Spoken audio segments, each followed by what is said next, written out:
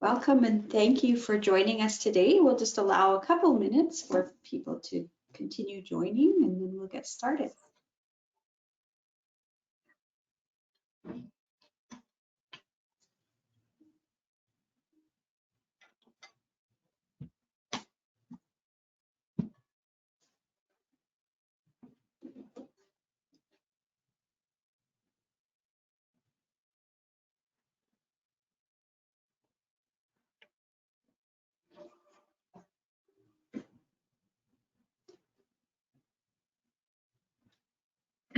Okay, as people are continuing to join us, I have the housekeeping on the screen there. I'll begin in about 30 seconds.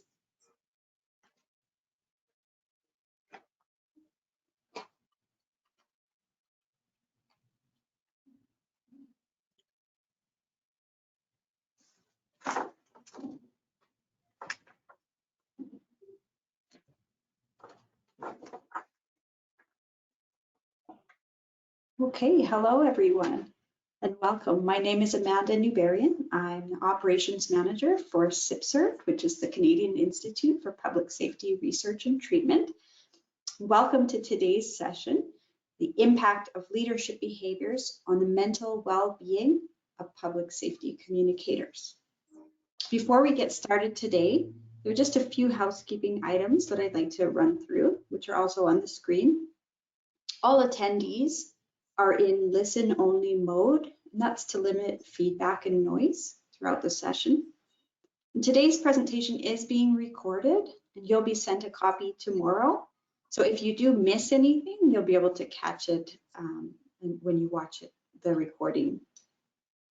The GoToWebinar launch window sometimes can be blocked by some organizations. So if you are having trouble hearing or seeing the presentation, you may have to join by phone. And I'll just ask if Jane, if you'd be able to type that note into the chat box as well, in case somebody couldn't hear that or see that.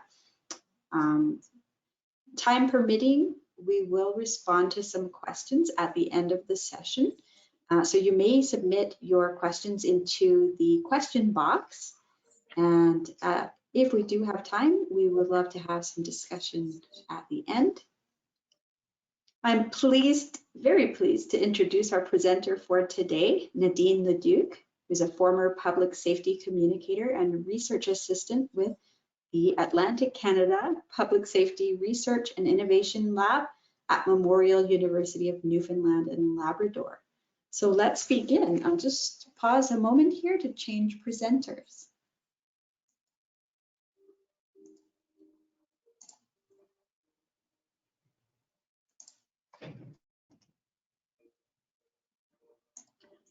Is that working there? Is everybody seeing that screen? I can see your slides. Yes, thank you. Great, thanks. Thank you, Amanda, for that intro. And thank you, everybody. I want to thank you for taking the time to be here today. I'm grateful. And I feel really blessed to be able to share and present the information today. I worked as a communicator for the Ottawa Paramedic Service for about 10 years. And also while working at the city, I occupied different roles in client service management and emergency management, doing, disaster planning, business continuity, stakeholder relations. But my favorite job of all time was at a homeless shelter downtown in Ottawa. And that is where you really see humanity at all levels. And it is what I want to bring to this is humanity.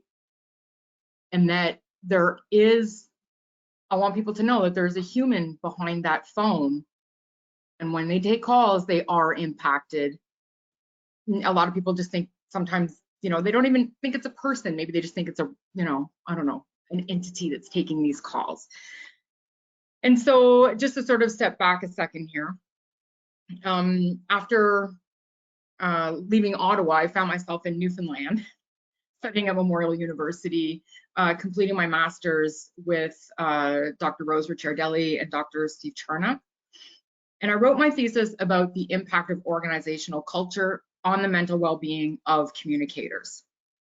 And today I want to impart that as a former communicator, I'm here to speak on behalf of the communicators, and I'm basically a conduit for the feedback that they provided in our survey. And because they are the invisible ones, they're often out of mind for the public, and unfortunately for their organizations as well, as you will see in this presentation. I feel it's important to recognize all parts of the system, and communicators are the first of the first. Nobody goes anywhere without them, and so their role is crucial. But as you will learn, they're not always recognized as such, and I am really invested in this research, and I have a lot of information to share, and so I'm going to try to stay on script, but this is really near and dear to my heart, and sometimes I go off on tangents, so I'm going to try to stay focused. It's important to me that people realize, like I was saying, that there is a human behind the voice and that they do get impacted by the calls that they receive. And even if they don't see them firsthand, secondary trauma is real. And a lot of research has identified that secondary trauma can be more impactful than primary trauma or seeing the scene. And that's partially because of rumination. So there is a whole element of mental health hazards associated with just hearing the calls that is more often than not either not acknowledged or not understood. So public safety communicators, also known as 911 operators, dispatchers, call takers, I'll use those terms interchangeably. I also say comms a lot for comms rooms. They are regularly exposed to potentially psychologically traumatic events as a function of their job. Some studies have identified that the prevalence rate of PTSD is higher in communicators than it is in other public safety personnel occupations. And I believe it's one study out of Broward County, Florida, possibly, that identified that the highest rate of PTSD was with paramedics. Second was with 911, then police officers, then firefighters. And so this just speaks to how impactful the job is and all the stressors, and yet too many organizations are leaving them out of the equation. And they are one of the most understudied public safety personnel. And with the absence of research in the area, we are missing a huge component of data that could benefit this group. And so what we found is that public safety arena is either unaware of or does have limited understanding of secondary trauma and insufficient understanding that the vicarious trauma has a direct correlation to PTSD. And again, this just points for the need of more research. I framed my thesis in I used the theory of organizational culture. And for this, I called on Edgar Schein, the granddaddy of organizational culture, professor at MIT for, I don't know, decades. And basically, he says that a company's beliefs, values, influence the behavior of its employees. And this is a concept that's not always understood within emergency services and less so in the business world. But organizations espouse values, and the values that they claim in their mission statement or vision statement should be how the organization is run. What we often see is that there's a phenomenon below the surface where this is how we really do things around here. And so the greater the gap between how things ought to be done and how things are done, the more psychologically impactful those organizations are. So, as a part of a national action plan to address PTSD, one of the recommendations from Dr. Carlton and colleagues is that an independent research be conducted on all PSP, public safety personnel occupations, because all of their needs are unique and their solutions should be unique to a certain degree. There was the need to develop a robust baseline of operational stress injuries across all those occupations. And that's including corrections, Coast Guard, Canada Border Services, not just the police, fire, paramedics, as people might think. So in partnership with the Association of Public Safety Communications Officials Canada, or APCO Canada, I worked with Dr. Ricciardelli and Dr. Charnock to develop this survey. And this study is unique in that it is pan-Canadian.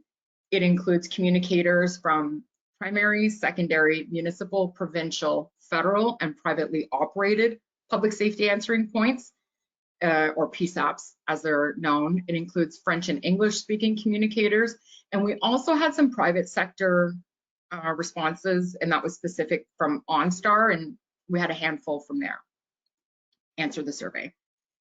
We were unable to find any study like this anywhere in the world that is specific to communicators, is national, is bilingual, and specifically asks the questions of organizational culture and how it impacts the well-being of the communicators.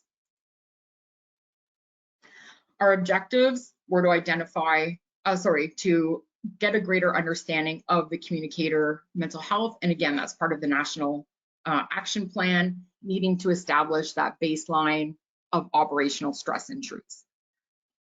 Second was to characterize workplace stressors, because what we found is, although many services assumed they understood the stressors, they were commonly unaware of the true, actual, unique struggles faced by communicators. And for most of the part, the public were unaware. And, when I talk about this research, with various people, they're like, oh, I never thought of that. Or, oh, I really never thought of them. Like, they're just taking the calls. And again, that just speaks to how unrecognized this group is. And finally, we needed to examine the impact of organizational culture. And to reiterate, there is no research investigating this nationally of public safety communicators. Now, I won't get into the methodology today because, well, methodology. But if anybody does want to reach out, please feel free to contact me, and I'm happy to discuss that. If you want to know what validated mental health measures we used, or how we piloted and validated our questions, or recruitment, whatever it be, just reach out and I'm happy to answer your questions. We received some great representation from communicators across the country. All provinces and territories responded in both French and English, and it was really exciting. There were 4 organizational culture questions at the end of the service. This was, I believe, a 173 question survey. It was lengthy, although people did have the option to pop in and out of it. I believe the organizational questions were situated starting at 168. So it was after a long survey, and these were open-ended questions. And 329 respondents took the time to answer these open-ended questions at the end of it. And to me, that just speaks to, this is a group who wants to be heard. So the first question was, please describe the organizational culture in your communication center. The second was, how does that organizational culture impact your ability to do your work? Fourth was, what are 3 things you like about your organization? Sorry, that was third. And then fourth was, what are 3 things you dislike? And the responses differed by service, as you can see. We identified 9 stressors.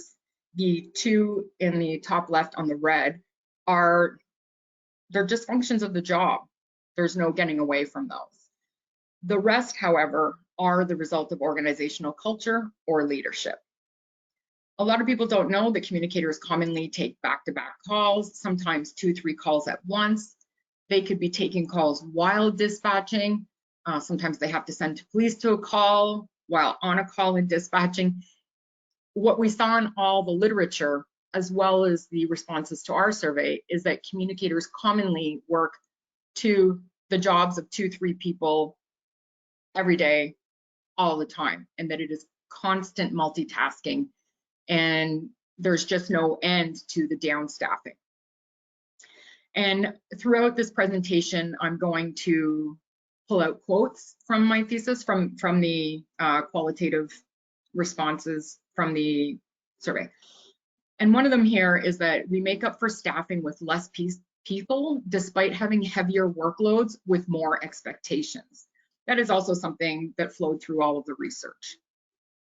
And another one said that they're regularly unable to organize breaks and to have time to debrief after calls because they are always short-staffed.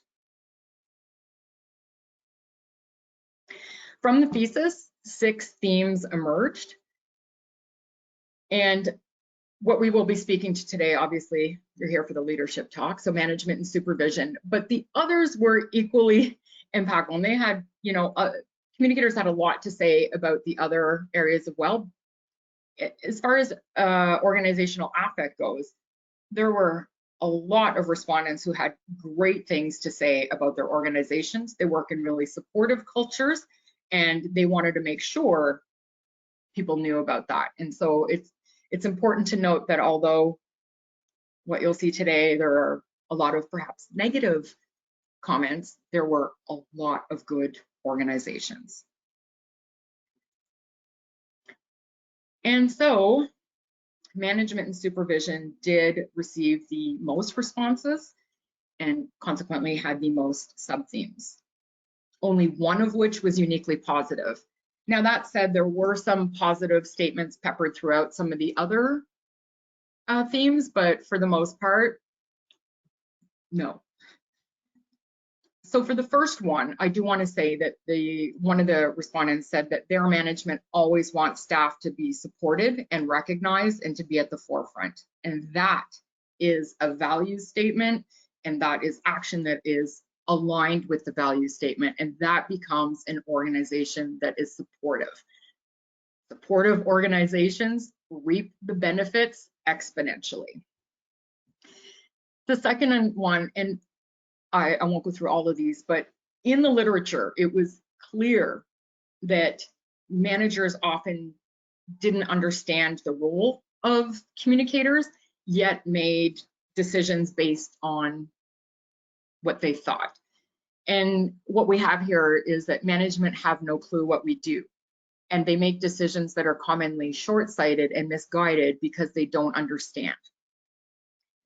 So what needs to happen is that preconceived notions would need to be put aside, and open communication is key. Ask the front line what they need. Don't assume you know what they need. And as part of sort of, the organizational culture theory is that people in positions of making decisions commonly make decisions based on their education, their experience, their knowledge, and their assumptions. And what we saw here is that people did feel that their leaders made decisions based on what they thought was important, but wasn't. And it commonly added work to the either time on task or the daily tasks of communicators, or it just complicated things. And this is where we get we'll get into that later. Okay.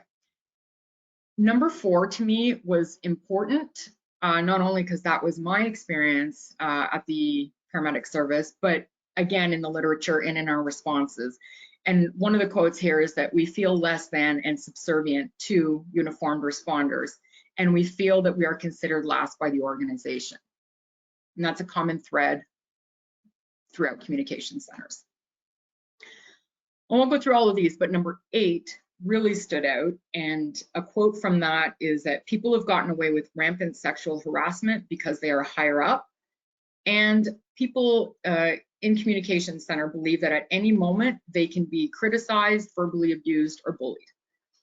So imagine going to work, and that is the climate in which you work in, where, what we heard from the person who spoke of rampant sexual harassment. There were significantly more women employed in the communication center, yet the leadership was primarily, if not completely, male. And they were subject to, jokes, harassment all the time. And to expect somebody to come to a workplace where this is the norm and to flourish and enjoy and be healthy is just impossible. We are not creating an environment for them to succeed or to be healthy. Again, a lot of positive organizations. And, going back to organizational culture and that theory is that positive organizations have pillars, and these pillars are, trust them, respect them, believe them, empower them, and support them. And I know it sounds like, fluff, and for some people it's fluff, but if you build your value statements based on those pillars, and when you make decisions for your organization, if you check back to see, does this decision align with those values, then if it's yes, go ahead with it. If it's no, and you continue to go with it, then you are creating a culture that is how we do things around here, not how we say we do things around here.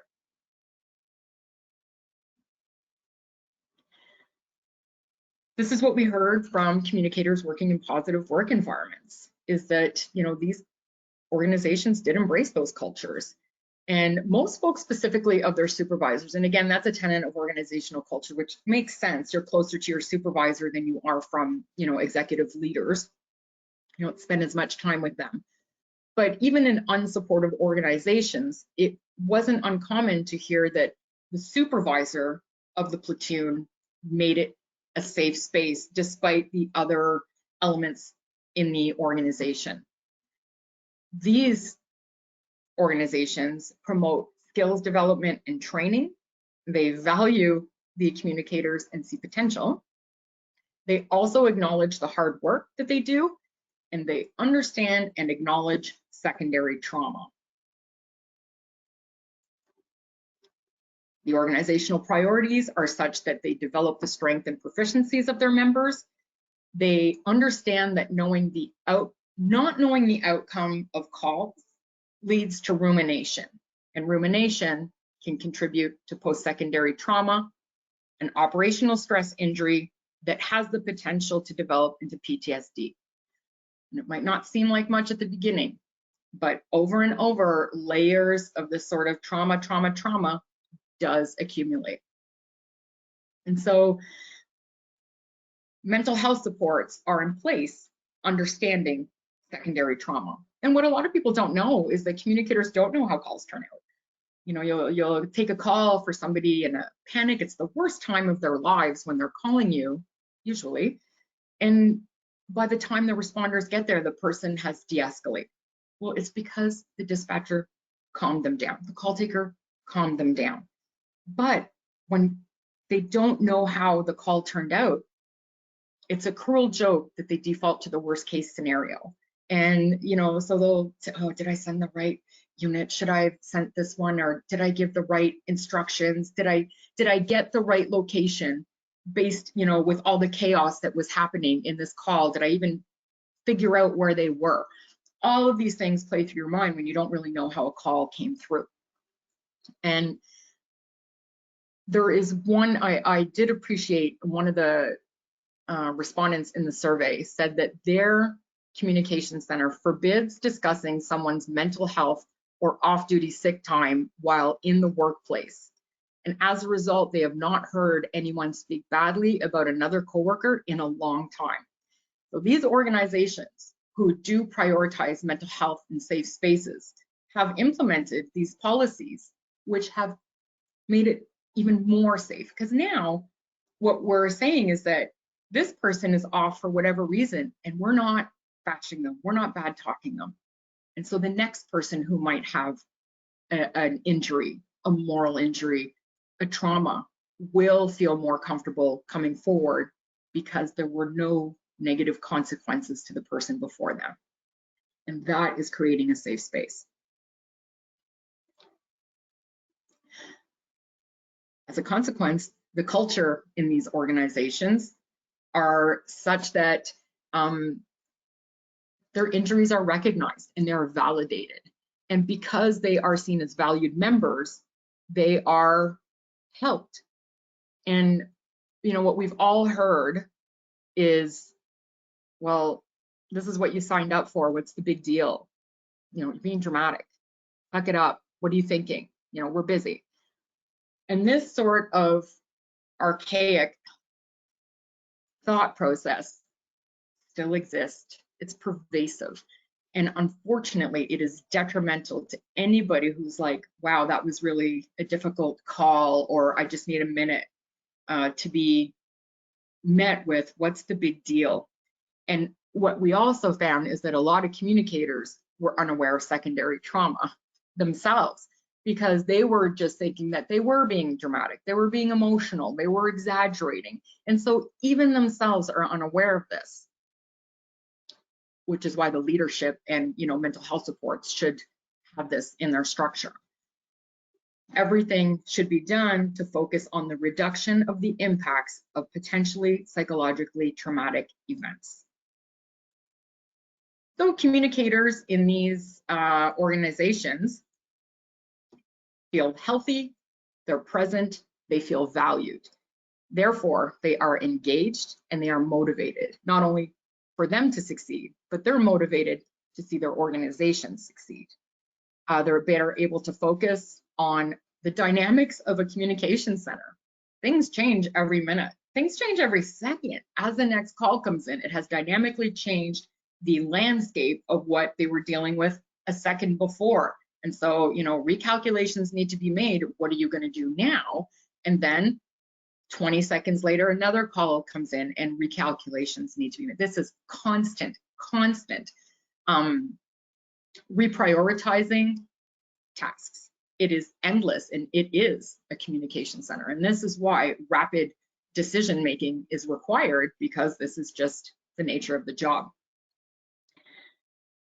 And again, these communicators who feel disconnected to their and supported by their organizations also are more, alert and able to pick up when their responders might be in danger. They're more staffed typically, so there are more people in the communication center to help if there is a responder who's injured.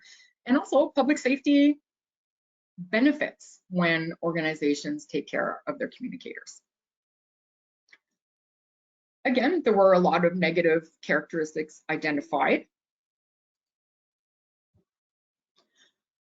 Quick to punish was, present through all the literature again, and from what we heard.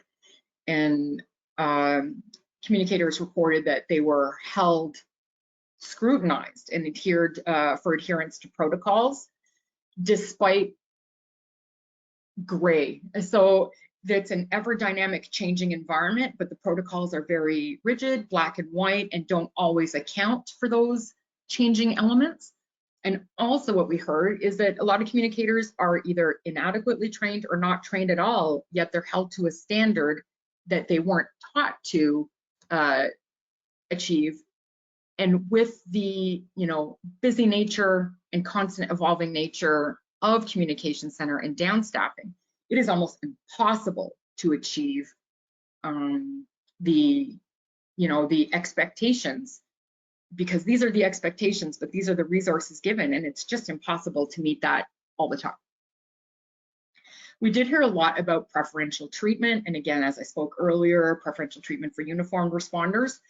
And communicators expressed resentment that their roles were minimized and that their contributions were deemed too insignificant to warrant the same recognition and appreciation as the uniformed responders.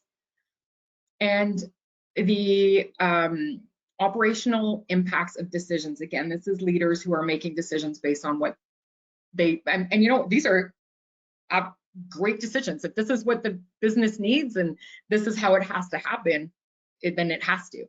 But if there are other ways, and maybe if some communicators pointed out, oh, it might be more efficient to do it this way, or did you know you're adding time to task and maybe this, what they felt is oftentimes they were dismissed when they tried to bring forward suggestions to implement efficiencies, because the leader had made this decision based on the way they thought that it should go.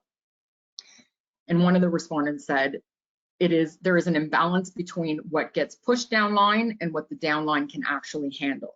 It's death by 1,000 cuts, and the cuts keep coming. And again, this is just decisions made without the input of the front line. I can't say this enough. It is not just for leaders who engage in poor behavior, but passive leaders who permit poor behavior are equally culpable. So leaders cannot just talk about the values. They must lead by example, and they must exemplify those values.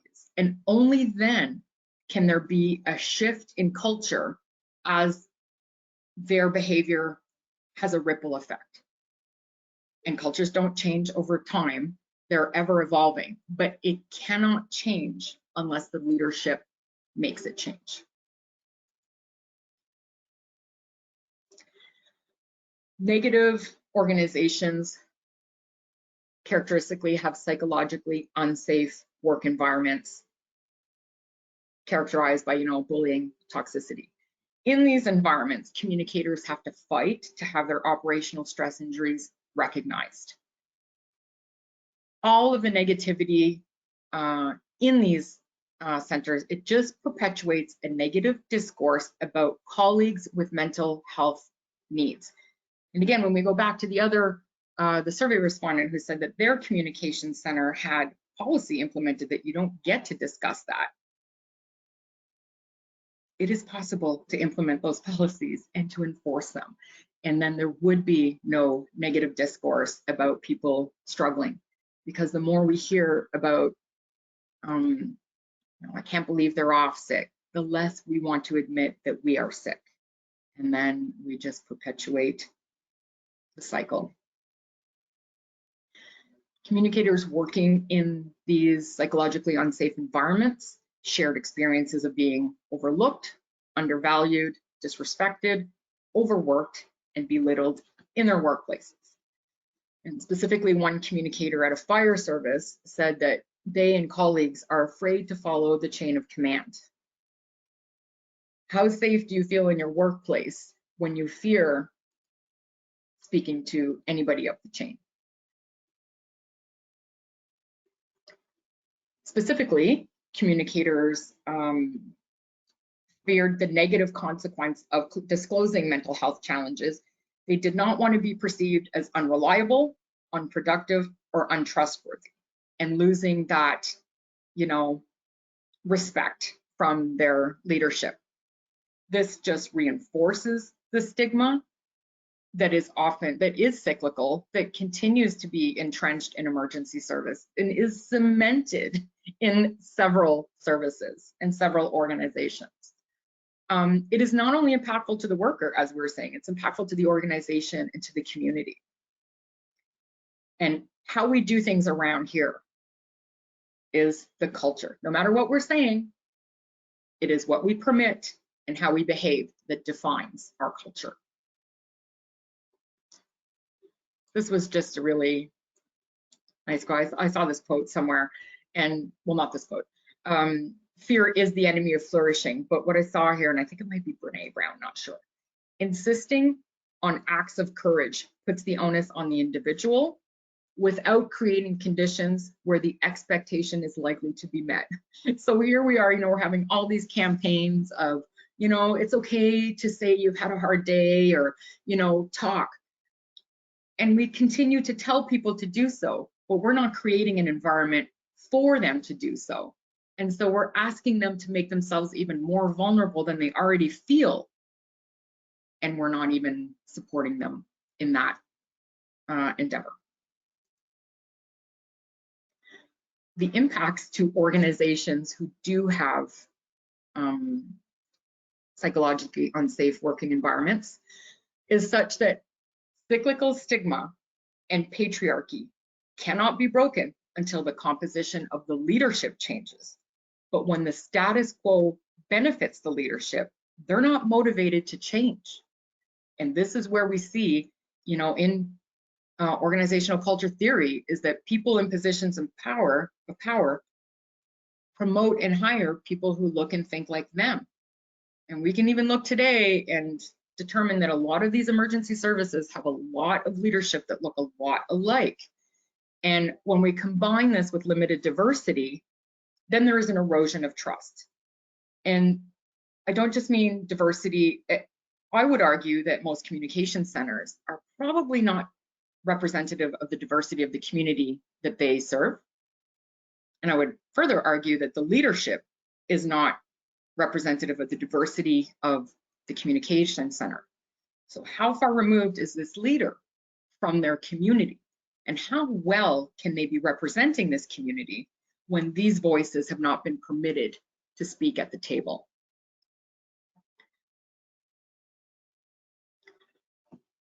For communicators in these environments, again, like I say, the stress, the exposure to psychologically traumatic events, and high pressure decision making is just part of the job.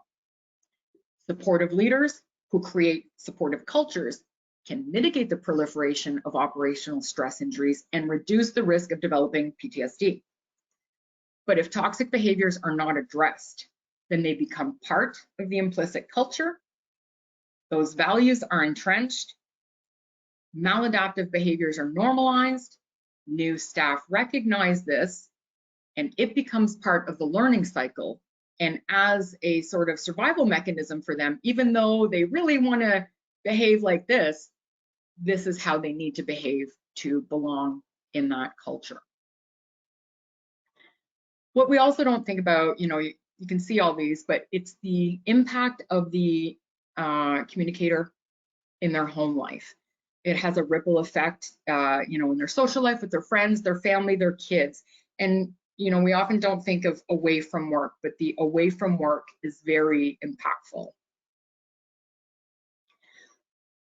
So I will say this again, if toxic behaviors are not addressed at every level, that means enforcing the code of conduct all the way up the chain, they become part of the implicit culture. Normalized, toxic behaviors become normalized, and they further entrench stigma, which creates barriers to seeking help. Nothing changes if nothing changes. We cannot expect people to become well and healthy if we continue to put sticks in their spokes. Unequal access to basic resources supports the perception that communicators are less important than in the organization than the uniformed responders. And the uniformed responders are commonly offered mental health solutions, but not communicators. And we also heard the communicators were excluded from award ceremonies and other post-incident events because they just weren't considered as part of the equation. So, employees who are treated with dignity and are appreciated by their organization are engaged and they're motivated to succeed. And again, they're motivated to see their organization succeed.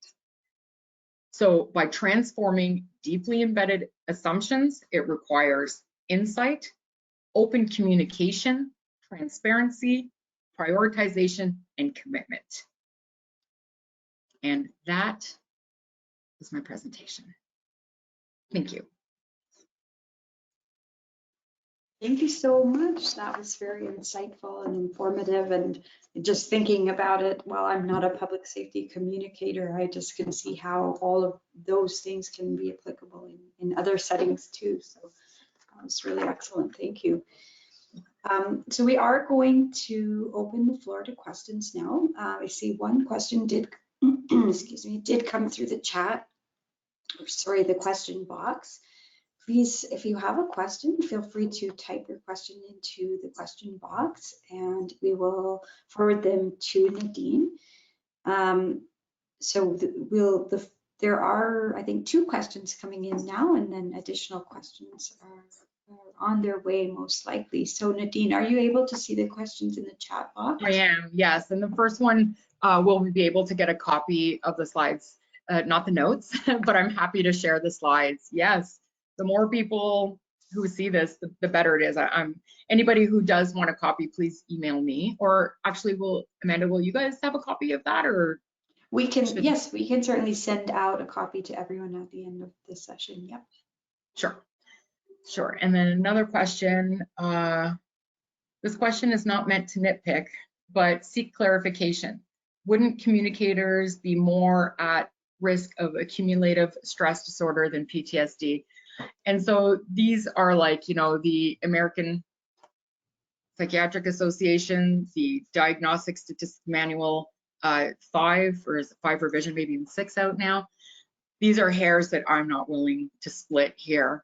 You know, everything that we have, I mean, that national strategy to reduce PTSD is where the public safety personnel fit into, and communicators are one of them. And so any sort of language changes or different criteria that's above my pay grade. I'm just sticking to the identified objective of the national strategy. Thank you, though. Hi, Nadine, it's Gary Mish. Oh, hi. Thank you for the informative presentation. I would like to know if any participants discussed developing a leadership style, or at least train their supervisor on a set style of leadership, and such as, well, it wasn't asked. And so because the questions were, you know, this question alone was describe the organizational culture in your workplace. None of that was sort of spoken to. Now, some people did indicate how the leadership in their operations center could improve, but it wasn't specifically spoken to. But that's a great question that I could ask in another survey and do some, you know, analysis of that. I personally have some suggestions, but that'd be another chat. Can you comment on the exposure of communicators to verbal abuse, threats, and what? Oh, yes, this is huge. And a lot of people don't realize is that, and I didn't realize this before, you know, becoming a communicator, is that communicators are verbally abused by the public consistently. It's crazy. It was surprising. And not only are the communicators exposed to, you know, different layers of, you know, abuse sometimes within their own platoons, inter-platoon, between the responders and them, between them and management, but also with the public. And of course, what we did hear, you know, anecdotally here and there, is that communicators are, you know, sworn at, they are abused by the public, and yet they constantly have to keep a good customer service rapport. And so no matter how much they are put down, and again, think about all the different layers of trauma that they're experiencing with downstaffing, with you know, the calls, the nature of the call, the constant multitasking, and the, you know, decisions that are made that increase their time on task. All of this adds up, and now people are telling them off, and they continue to need to be polite. And what some said to us is that they had been disciplined by their supervisors for, you know, maybe speaking less than politely to those people. And essentially what they're saying, they're like, we can't catch a break. Nowhere, you know, everywhere we go, we're doing something wrong, or we're just not good enough. And that was their perception. Hello, Nadine, congrats. Though your research is specific to communicators, do you have any thoughts on how applicable your findings are to other area of PSP operations? For example, what should be done versus what we do? I have a lot of input for that question. That could be a big answer.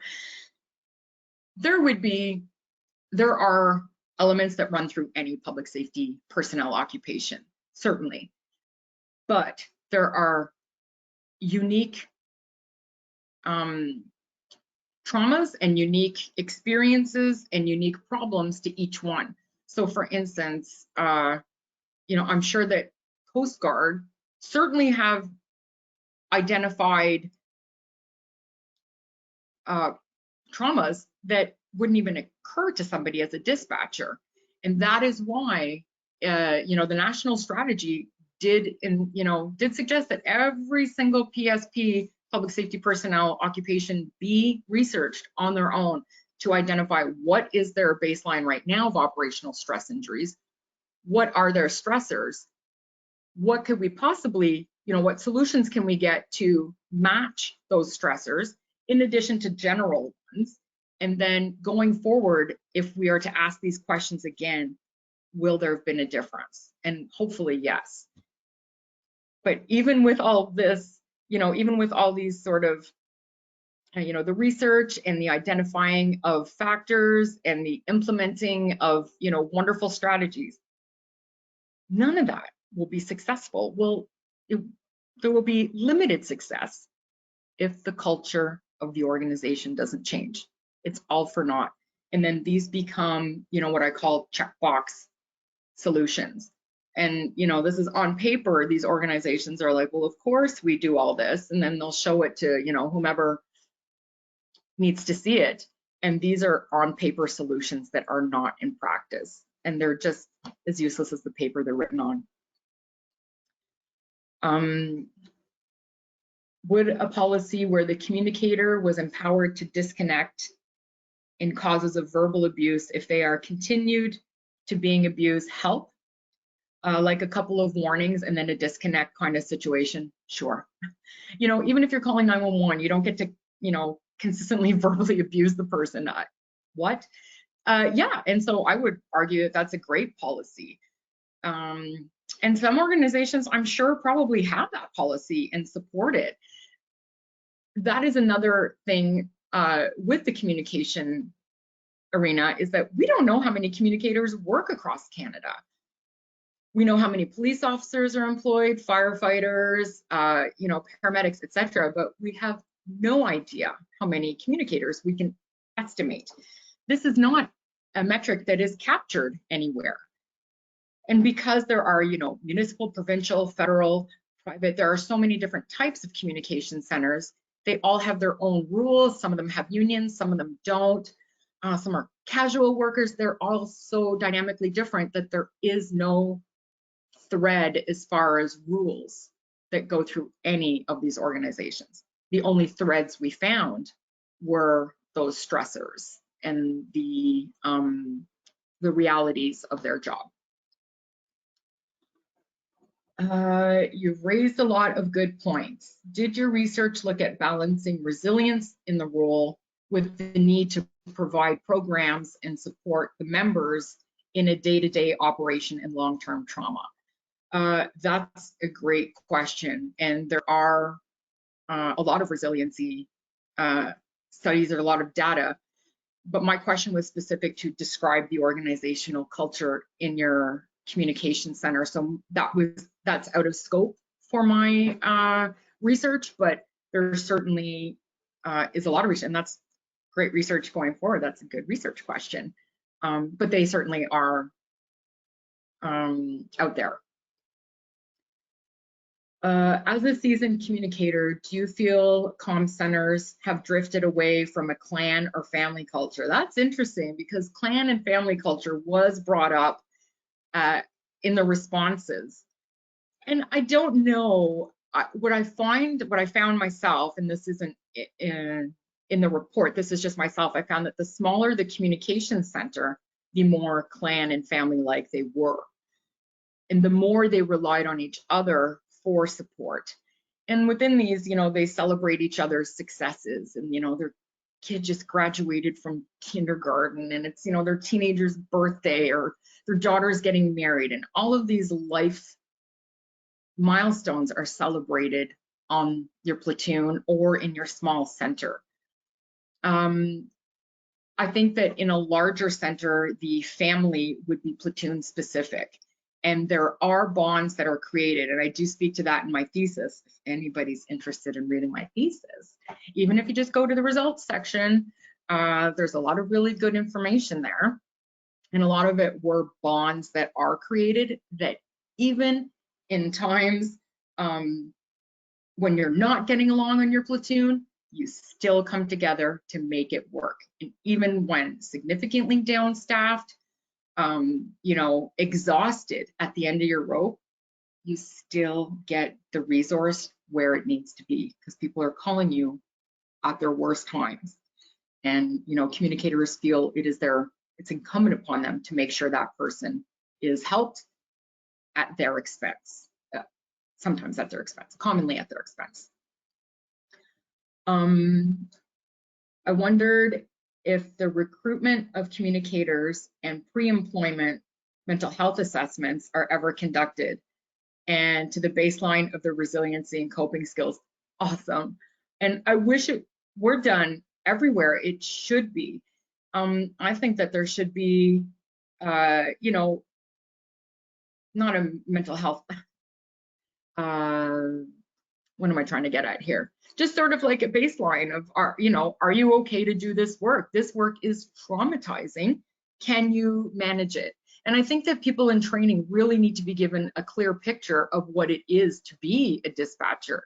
It isn't just taking calls and sending units. It really has to be examples given of the depth of impact that these calls have. And, you know, the burnout rate is significant. But, you know, it's also been suggested that annual check-ins should be done. How, you know, how are you doing on these sort of mental health scales now? You know, has this changed? Are you okay? Do you need help? And so, yeah, there shouldn't just be a pre-employment screening. There should be a consistent screening throughout employment. I'm just, by the way, picking these questions as they come in last because it's the ones that I'm seeing the clearest. Has your research looked at the number of communicators who have left the workplace due to PTSD and successfully returned after treatment? If so, what were the best supports in getting them back to work? Wow, that's going to be my next research. That's going to be it.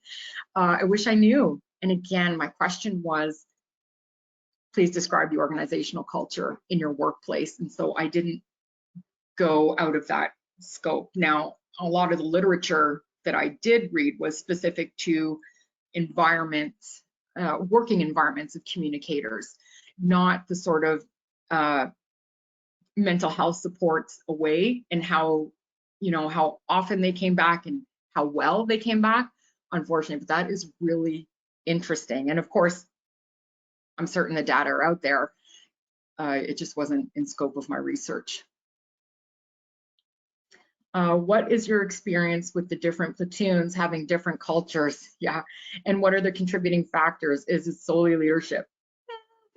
I will say that in my experience, each platoon took on the personality of their supervisor and, you know, what was permissible and what wasn't.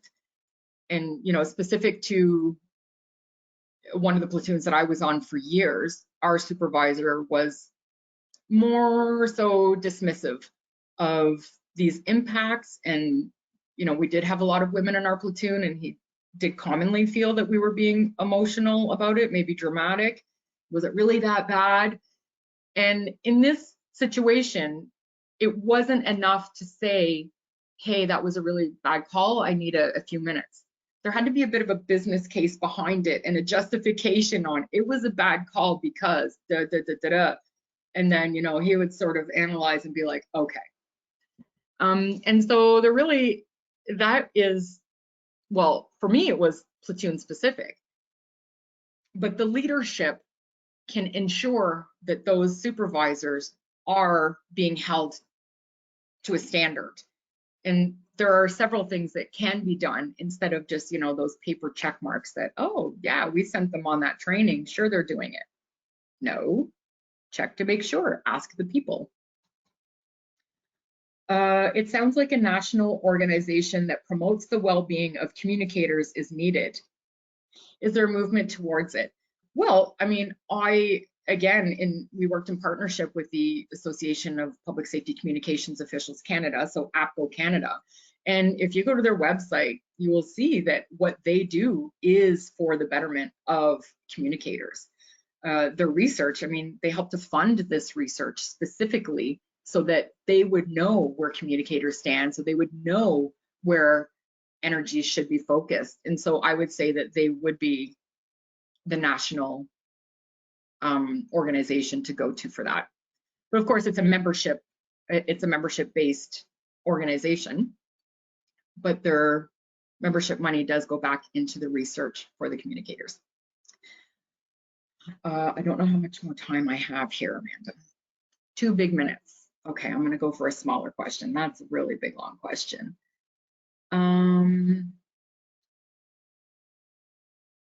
Nadine, thank you for the presentation. Oh no, that one we already did. how do you address the toxicity of an organization if the toxicity is at the top? Oh, I wish. Do you have an hour to sit with me to go over this? You know what? And I'll say this as quickly as I can, Amanda. I believe that if you are receiving public funding to run a communications center, you need to report back on metrics. And by this, I don't just mean metrics of, how many calls in a day, how long were the calls? No.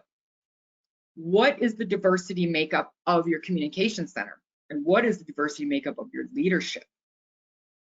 If there are no women in the leadership, which we found commonly throughout several of the organizations who participated, how many women applied for positions of leadership and were unsuccessful? Why were they unsuccessful? What are you measuring against? How many, what is the diversity in your communication center? How many non-binary communicators applied for that job? And so I believe that leaders need to report on far more metrics than they are. And they need to be held to a standard of why the leadership continue to look the same throughout a lot of these services, despite the decades that have gone by. And I have way more on that, but email me. Thank you so much. We may have time for actually one more short question. Oh. Do paramedics understand emergent communication workplace stressors? I would say that hopefully. Now this is going to be service specific, right? Some services do go to great lengths to ensure that paramedics understand exactly what's going on in dispatch. Some services are so small that they're all kind of working together, right? They all know each other. And other times there is such a crevasse between the two that they're just barely able to work together. And so there isn't just one sort of answer for that because it is organization specific. Now, I will say that when I was working at the Ottawa Paramedic Service, the leadership then was less than engaging with the two. And so there was less of a desire to blend the two cultures as there is now. I mean, leadership has changed there. There's a woman in charge of the communication center, which I feel I am not trying to be, bashing here, but it's not uncommon. I'm sorry, it is uncommon to have female commanders, and the chief is enlightened about mental health issues. So again, how enlightened is the leadership in that organization? Thank you so much, Nadine. This has been a really, really interesting presentation, and I particularly appreciate all the content you provided about behaviors that are positive, that leadership can exemplify, and the values, where you talk about values: trust, respect, believe, empower, and support, and do decisions at the leadership level aligned with those values. So that's really an important takeaway for me. And there's among so many, and I'm sure that everybody here has something they can take away. So I really appreciate your time today. Thank you. Yeah, you're welcome. So in closing, I would like to again thank Nadine Leduc, our presenter, and everyone in the audience today for this great session. There will be a quick survey that pops up once we close the session. And so I hope you'll all take a moment to complete that. I want to mention as well that CIPSRT hosts monthly town halls on topics specific to public safety personnel, including public safety communicators. So if there's something you want to learn more about, then please let us know in the survey. Our next town hall is scheduled for February 8th and will be presented by Dr. Chelsea Jones, and it's a spotlight on training 3MDR. So we hope you'll consider joining us for that one as well. The link will also appear in your follow-up email. So once again, I just really want to thank everybody for attending today and participating, and I hope you have a wonderful rest of your day. Thanks so much. Bye. Bye, everyone.